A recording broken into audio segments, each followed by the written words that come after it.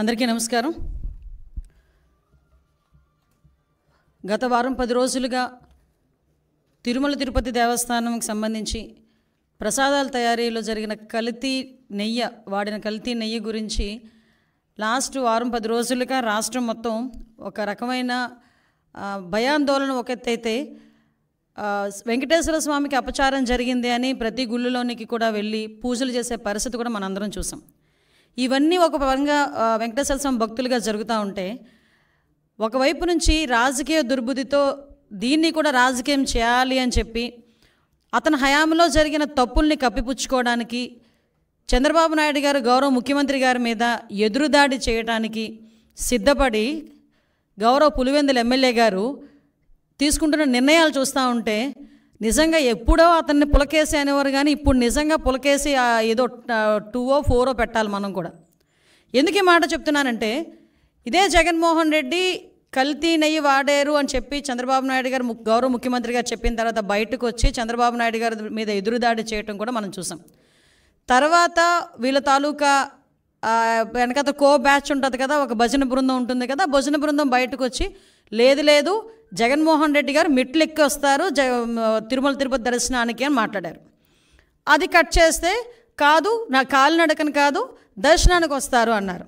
ఇదంతా జరుగుతుంది. ఓకే, దర్శనానికి వస్తే రప్పించుదాము, కూర్చోబెట్టి అన్ని గౌరవ మర్యాదలు ఇచ్చి డిక్లరేషన్ మీద సంతకం పెట్టించుకొని అతన్ని తీసుకెళ్ళి దర్శనానికి పంపిద్దామని చెప్పి ఆలయ అధికారుల దగ్గర నుంచి భద్రత దృష్ట్యా పోలీస్ డిపార్ట్మెంట్ వాళ్ళు అందరూ కూడా అతను రాటుకని ఆహ్వానించారు. ఆల్ ఆఫ్ సడన్ అతనికి ఇష్టం లేకనో లేకపోతే ఇంట్లోంచి బయటికి తల్లి చెల్లికి పట్టిన గతి పడతాదని భయం వేసో తెలియదు, కానీ ఆటోమేటిక్గా లాస్ట్ మినిట్లో అయితే నేను వెళ్ళట్లేదు అని చెప్తూ కుంటి సాకులు చెప్పే పరిస్థితి వచ్చింది. ఏంటా కుంటి సాకులు అంటే, డైరెక్ట్గా బయటకు వచ్చి మాకు నోటీసులు ఇచ్చారు అన్నారు. అరే, పోలీస్ యాక్ట్ సెక్షన్ 30 అన్నది ఈరోజు చంద్రబాబు నాయుడు గారు తీసుకొచ్చింది కాదు. నీకులాగా జీవో నెంబర్ 1 ఇచ్చి సభలు అది ఆపుదామని చెప్పి లోకేష్ గారు పాదయాత్ర చేసినప్పుడు వచ్చిన జీవోలు కాదు ఇవి. పోలీస్ యాక్ట్ సెక్షన్ 30 అన్నది ఎప్పుడైనా శాంతి భద్రతలకు విఘాతాలు కలుగుతాయి అనుకునేటప్పుడు డిపార్ట్మెంట్ వాళ్ళు రెగ్యులర్గా ఇచ్చే నోటీస్ అది. ఆ నోటీస్లో చాలా క్లియర్గా వైఎస్ జగన్మోహన్ రెడ్డి గారు ఆంధ్రప్రదేశ్ మాజీ ముఖ్యమంత్రి 27/9/24, 28/9/24 తేదీల్లో తిరుపతి తిరుమల పర్యటించనున్నారని ప్రభుత్వ అధికారిక సమాచారం ద్వారా తెలిసినది. ఈ పర్యటనలో శ్రీ వైఎస్ జగన్మోహన్ రెడ్డి గారు తిరుమలలో శ్రీ వెంకటేశ్వర స్వామి వారిని దర్శించుకోనున్నారు. ఈ పర్యటనకు స్వాగతం పలికేందుకు తిరుపతి జిల్లా మరియు పరిసర జిల్లాల నుంచి సుమారు 10,000 మంది వైఎస్ఆర్సీపీ నాయకులు కార్యకర్తలు తిరుపతికి రావాలని సోషల్ మీడియా ద్వారా విస్తృత ప్రచారం జరుగుతున్నది. అదేవిధంగా ఈ పర్యటన అడ్డుకుంటామని వివిధ రాజకీయ పార్టీలు, హిందూ ధార్మిక సంఘాలు, ప్రజా సంఘాలు కూడా సోషల్ మీడియా ద్వారా విస్తృత ప్రచారం జరుగుతున్నది. ఈ సందర్భంలో తిరుపతి జిల్లాలో ఉద్రిక్త పరిస్థితులు, శాంతి భద్రతలకు విఘాతం కలిగే అవకాశం ఉన్నది. ఈ పరిస్థితుల వల్ల రాబోయే తిరుమల బ్రహ్మోత్సవాలు మరియు ప్రపంచవ్యాప్తంగా తిరుమలకు వచ్చే యాత్రికులపై ప్రభావం చూపే అవకాశం ఉన్నది. అదేవిధంగా గౌరవ తిరుపతి జిల్లా సూపరింటెండెంట్ ఆఫ్ పోలీస్ వారు తిరుపతి జిల్లాలో సెక్షన్ 30 పోలీస్ యాక్ట్ను అమలు చేసి ఉన్నారు. కావున తిరుపతి జిల్లాలో ఎటువంటి ర్యాలీలు, సభలు, సమావేశాలు, భారీ జనసమూహాలు ముందస్తు అనుమతి లేకుండా జరుపుటకు నిషేధించబడినది. ఇట్టి నిబంధనలు ఎవరైనా అతిక్రమించిన ఎడల వారిపై చట్టపరమైన చర్యలు తీసుకొనబడును. కావున అన్ని వర్గాల వారు తిరుపతి జిల్లాలో శాంతి భద్రత పరిరక్షణకై పోలీసు వారికి సహకరించాల్సిందిగా కోరడమైనది. ఇది నోటీస్. దీన్ని నిన్న కావాలని 10 సార్లు చూపించి ఇందులో అతనికేదో నోటీసులు ఇచ్చామని చెప్పి మాట్లాడి ప్రజలకి ఒక రాంగ్ పర్సెప్షన్ క్రియేట్ చేయడానికని చాలా విశ్వ ప్రయత్నాలు చేశాడు జగన్మోహన్ రెడ్డి. నేనేమంటానంటే, జగన్మోహన్ రెడ్డికి సూటిగా అడుగుతున్నా, జగన్మోహన్ రెడ్డికే కాదు వాళ్ళ తాలూకా నాయకులందరికీ కూడా, ఒక్క బైండ్ ఓవర్ అయినా మేము చేసామా? ఒక్క నాయకుడినైనా హౌస్ అరెస్ట్ చేసామా? ఒక్క నాయకుడినైనా ప్రివెంటివ్ అరెస్ట్ చేసామా? ఒక్క నాయకుడింటి దగ్గర పోలీస్ పహారా ఏమైనా ఉందా?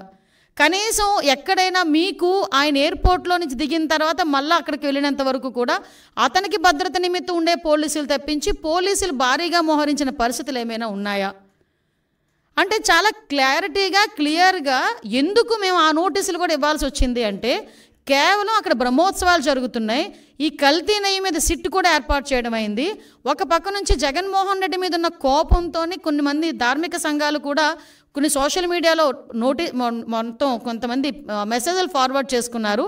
At the same time YSRCP నాయకులు కూడా భారీగా జన సమీకరణ చేయడానికి వాళ్ళు సోషల్ మీడియాలో మెసేజ్లు ఫార్వర్డ్ చేసుకున్నారు. ఈ నేపథ్యంలో ప్రజలకు ఇబ్బంది కలగకుండా, యాత్రికులకు ఇబ్బంది కలగకుండా, విఐపీస్కి ఇబ్బంది కలగకుండా ఉండటానికి రెగ్యులర్గా శాంతి భద్రతల విఘాతం కలిగిస్తాయనుకునేటప్పుడు పోలీస్ డిపార్ట్మెంట్ వాళ్ళు ఇచ్చే నోటీస్ అది. ఆ నోటీస్ కూడా జగన్మోహన్ రెడ్డికి ఇవ్వలేదే. జగన్మోహన్ రెడ్డిని రావద్దు అని ఎవరు చెప్పలేదే. మీరు రాకండి అని మేము ఎవరూ చెప్పలేదే. వస్తే మిమ్మల్ని అరెస్ట్ చేస్తామని చెప్పలేదే. ఏ రోజు చంద్రబాబు నాయుడు గారిని ఎయిర్పోర్ట్లోనే ఆపేసినట్టుగా మేము ఎప్పుడు ఆపడానికి మేము ప్రయత్నం చేయలేదే. నిజంగా జగన్మోహన్ రెడ్డి గారిని ఆపాలనుకుంటే ఆయన ఇంత ధైర్యంగా ఈ సెంట్రల్ జైలు విజిట్లు చేసేవాడు ఆయన? ఎంతమంది సెంట్రల్ జైల్లో ఉంటే విజిట్లు చేశాడు ఆయన? మేము ఎప్పుడైనా ఆపామా? అంటే విషయం ఏంటంటే, మేము ప్రజాస్వామ్యబద్ధంగా ముందుకెళ్తున్నప్పుడు మా మీద బురద చల్లటానికి పోలీస్ నోటీసులు నాకు ఇచ్చారు అని చెప్పి నిన్న అతనికి వెళ్ళడానికి, ఫస్ట్ ఆఫ్ ఆల్ అతనికి వెళ్ళడానికి ఇష్టం లేదు తిరుమల తిరుపతి దేవస్థానానికి.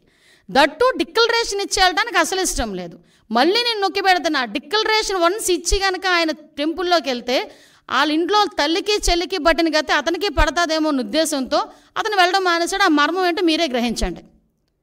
అంటే విషయం ఇది అయింది. తర్వాత ఈరోజు ఒకవైపు నుంచి తిరుమల తిరుపతి దేవస్థానానికి బ్రహ్మోత్సవాల టైంలో రాజకీయ నాయకులే కాదు, సుప్రీంకోర్టు జడ్జెస్, వివిధ విఐపీలు అందరూ వస్తారు. ఆ భద్రత కూడా మాదే బాధ్యత. ఆ భద్రత నేపథ్యంలో మేమందరం కూడా ఎట్టి పరిస్థితుల్లోని శాంతి భద్రతలు విఘాతం కలిగించకూడదని చెప్పి నోటీసులు ఇస్తే దాన్ని ఈ రకంగా మాట్లాడి టాపిక్ని డైవర్ట్ చేయడానికి నోటీసుల వైపు తీసుకొచ్చాడు. ఇతగాడు మళ్ళీ మేమేదో డైవర్షన్ పాలిటిక్స్ చేస్తున్నామని మాట్లాడతాడు. అని ఇప్పటికీ కూడా మేము స్టాండ్ అయి ఉన్నాం. కల్తీ నెయ్యి ఉంది. కల్తీ నెయ్యి అయితే లడ్డూ ప్రసాదంలోని కల్తీ నెయ్యి చేర్చారు. కల్తీ నెయ్యితో ప్రసాదం తయారు చేయబడింది. దాని గురించని ముఖ్యమంత్రి హోదాలో ఉన్న చంద్రబాబు నాయుడు గారు కానీ, ఉప ముఖ్యమంత్రి హోదాలో ఉన్న పవన్ కళ్యాణ్ గారు కానీ, లోకేష్ బాబు గారు కానీ మేమందరం మాట్లాడుతున్న ఈ నేపథ్యంలో దాని గురించి మాట్లాడండి అంటే, దాని గురించి మాట్లాడకుండా నేను మెట్లు ఎక్కుతాను, ఏంటది దర్శనానికి వెళ్తాను అని చెప్పి డైవర్ట్ చేయడానికి ప్రయత్నం చేసింది నువ్వు. ఈరోజు మళ్ళీ తిరిగి డైవర్షన్ పాలిటిక్స్ అని చెప్పి మా మీద మాట్లాడే పరిస్థితి కనిపిస్తూ ఉంది. ఈ నేపథ్యంలో ఒక గోల్డెన్ వర్డ్ వచ్చింది నిజంగా, లడ్డు నాణ్యత అట, లడ్డు టేస్ట్ అట. అరే నాకు అర్థం కాంది, జగన్మోహన్ రెడ్డి ఏ రోజైనా లడ్డు టేస్ట్ చేశారా?